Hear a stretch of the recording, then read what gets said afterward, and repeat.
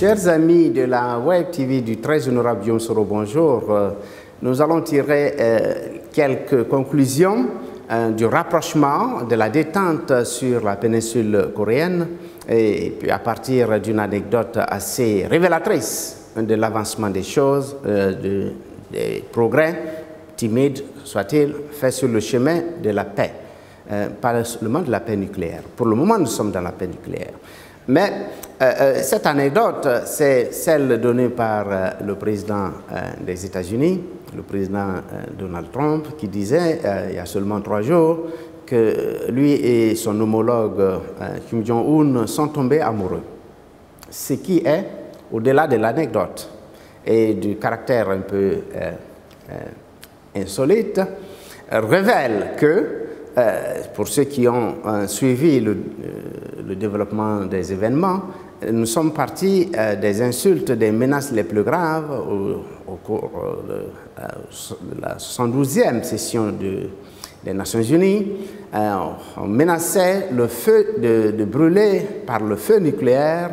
Il y avait la guerre des boutons, des petits et des gros boutons. On a même fait une chronique nous-mêmes sur cette histoire il y a cela un an. Maintenant, ce sont les processus d'énamourement réciproque à travers des échanges épistolaires, ce qui est une bonne chose.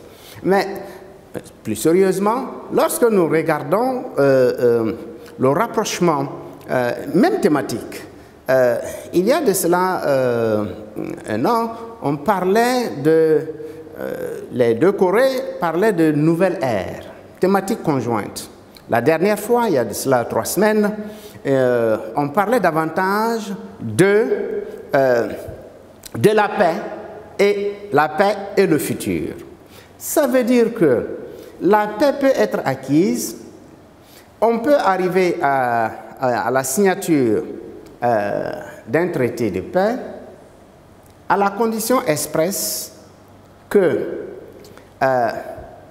la dénucléarisation totale, je souligne, de la péninsule engage aussi bien les États-Unis d'Amérique, puissance tutélaire de la Corée du Sud et du Japon, et de la Corée du Nord aussi pourrait, dans ce cas, procéder au démantèlement de ces sites, des lancements, des missiles, de toutes les capacités scientifiques, techniques, technologiques développées et qui sont incontestables, administrées avec preuve.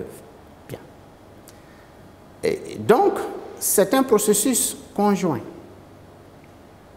qui est entendu et présenté par la partie coréenne. Mais le simple fait que les deux Corées commencent à se parler sérieusement et qu'il n'y ait plus de tirs de missiles et qu'on parle d'économie, les 2 voyages du président Kim Jong-un en Chine et le rapprochement, le maintien très fort des liens étroits avec la Fédération de Russie.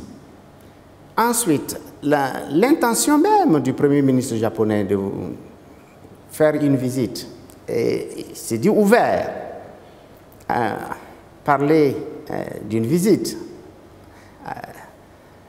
avec le président nord-coréen, il y a une décrispation évidente. Ce qui signifie que les Nord-Coréens, lorsqu'ils sont appuyés par la Fédération de Russie et la République populaire de Chine, pour la levée des sanctions économiques, ils vont être entendus. Ils ont montré qu'ils sont compréhensifs, qu'ils ne provoquent pas, qu'ils sont rationnels. Et maintenant, il faut être raisonnable pour accompagner ce processus. Et peut-être que le prochain voyage du président Kim Jong-un à Washington, parce qu'on en parle de plus en plus, permettra de constater si nous sommes passés ou si nous sommes dans le rationnel et dans le raisonnable. Et alors, cette dynamique interne et intercoréenne va amener la donne à changer positivement. Je vous remercie.